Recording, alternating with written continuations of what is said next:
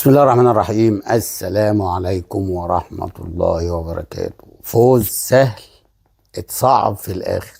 يعني كان سهل ان هو النادي الأهلي النهاردة يكسب بنتيجة 6-7. النهاردة امام عاشور لوحده ضيع حوالي 6 انفرادات، 6 من الانفرادات السهلة اللي هي كانت تقدر تخلي المباراة تبقى نتيجتها 4-5-6. ده كان طبيعي على الفرص اللي أتيحت لإمام عاشور وأهدرها بكل سهولة بكل سلاسة.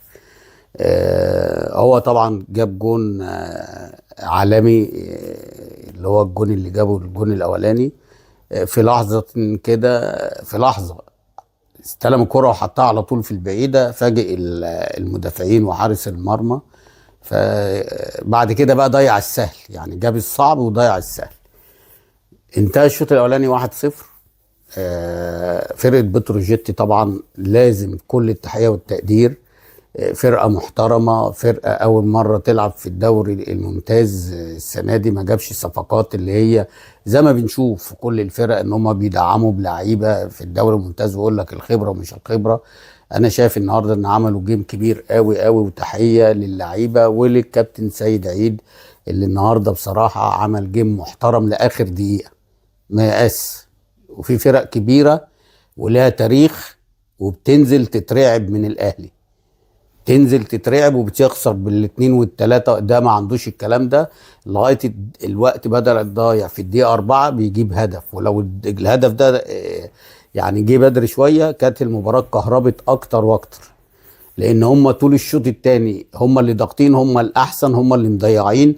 الشناوي يعني صادت كورتين كانت ممكن تغير مجرى المباراه، والجون اللي دخل فيه ده طبيعي لان اصلا الراجل شال كورتين، التالتة تابتة يعني. ولكن هنا بقى هنتكلم شويه على الفنيات بتاعت كولر اللي هي تسد النفس، التغييرات اللي هي قلبت المباراة. يعني هي المباراة من بداية الشوط الثاني وهي مسروقة منه، عمل تغييرات يعني ما أنزل الله من سلطان. قلب بقى المباراة تاني وهو ضمن، قال يعني كده ضمن ان النتيجة يعني خلاص المباراة خلصت والكلام ده، والنادي الأهلي واقف على رجله والنادي الأهلي مستحوذ. لا، النادي الأهلي وحش. فين عمر الساعي؟ يعني عايزين نسأل سؤال يا رجالة. عمر الساعي يعني المفروض انت بتخرج حسين الشحات وبتخرج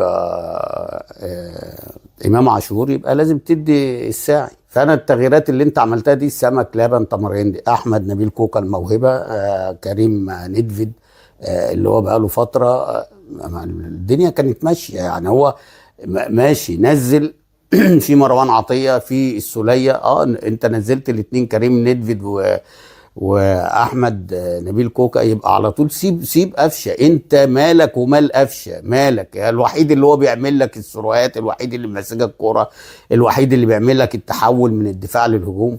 طبعا الكلام دوت فيه يعني بعيد عن الناس كانت هتقول لك ايه، اصل قفشه، اصل ده من يوم القضيه، اصل ما اعرفش ايه اهو. يعني احنا وانا بحلل الراجل بيعمل الاسيست اللي هو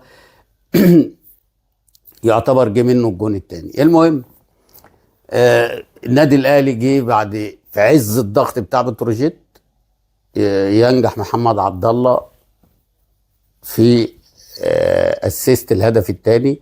وده الغلطه بتاعت المدافع اللي هو طلع الكره في اتجاه محمد عبد الله وهو جاي. يا عم ما تحضن عليا، يا اما طلعها يا اما ادي ظهرك للجون ورجعها للجون. ولكن برضه هنقول يعني جون عشان قله الخبره، عشان اللي هو لعيب واثق ان هو هيلعبها بكل الثقه اللي هو عملها دي، ولكن بيعملها في رجل محمد عبد الله عشان تتهيأ قدامه عشان يحطها لجرادي شار اللي هو المنشار. اللي انا بقول النهارده انا من وجهه نظري هو نجم المباراه مش امام عاشور. ولو عايز ما تديهاش لجرادي شار، تديها لمصطفى العش او كريم الدبيس اللي هو برضه اتظلم الماتش اللي فات.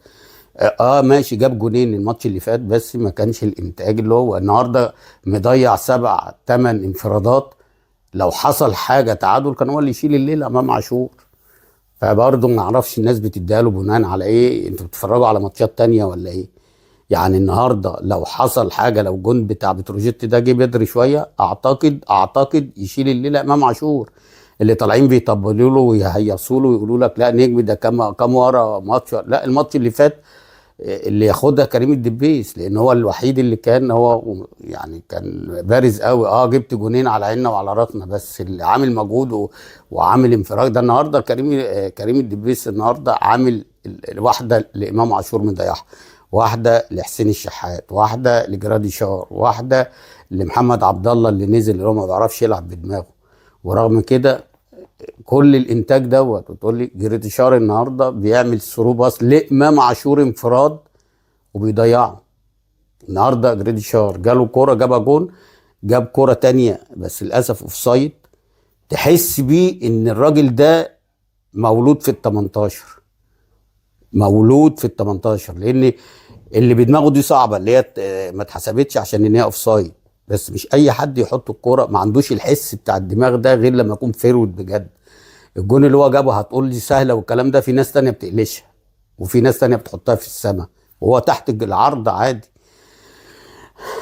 التحركات بتاعته وحته المحطه اللي كان بيعملها النهارده، ده في واحده مرجعها لقفشه وهو طالع فوق وبيغير اتجاهه، بيغير جسمه كده بيحطها لقفشه عشان قفشه شوط.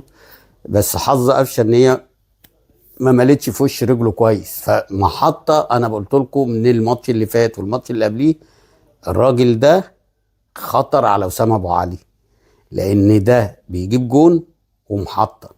هو اسامه ابو علي يتميز بس بالفاولات، وفي ال 18 بيجيب جوان بس مش زي الراجل ده الراجل ده لو خد، انا بقول لك لو فضل الفتره اللي جايه دي وما يجيش وسام ابو علي الراجل يقعده عشان يدي لده، هيوقع الاثنين. فانا شايف ان ده يركب لغايه ما لا قدر الله بقى اصابه يتوقف، الكيرف بتاعه ينزل، يبقى في الحاله دي ابدا ادي لوسام بقى. انت هتدي لوسام بس هتدي له على فترات، بس تبدا بدايما بالمنشار ده. على العموم النهارده النادي الاهلي بيكسب، بيزود في رصيده 3 بونت، ونستنى مباراه بيراميدز ونشوف الدنيا هيبقى فيها ايه. هل النادي الاهلي هيبقى اول ولا بيراميدز هيرجع للصداره بعد لقائه غدا ان شاء الله. فان شاء الله باذن الله كل التوفيق ومبروك للنادي الاهلي وجماهيره.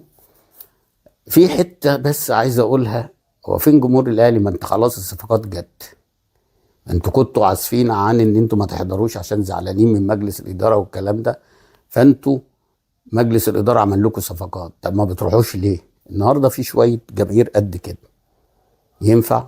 طب لو النهارده الاهلي تعادل ولا خسر، فين دوركم بقى؟ فين المسانده بتاعتكم الحقيقيه؟ فما اعرفش يعني انتوا بقى الجماهير المناسبات زي ما بيقولوا عليكم، ولا انتوا لسه زعلانين؟ ولا طب يجيب لكم ايه؟ مين تاني يعني جاب لكم بن شرقي وتريزيجيه، يجيب مين تاني؟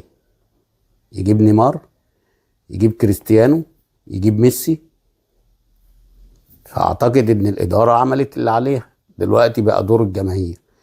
فبعد كده ما تقولوش بقى الجماهير ما بتروحش ليه ومنعنا ومش منعنا، ما فيش حد منعك اهو، انت اللي ما بتروحش. على العموم مبروك للنادي الاهلي والجماهير، وجريدشار المفروض ان هو راجل المباراه، ولكن معرفش على انهي اساس اللجنه اللي هي بتختار دي بتختار. اشوفكم.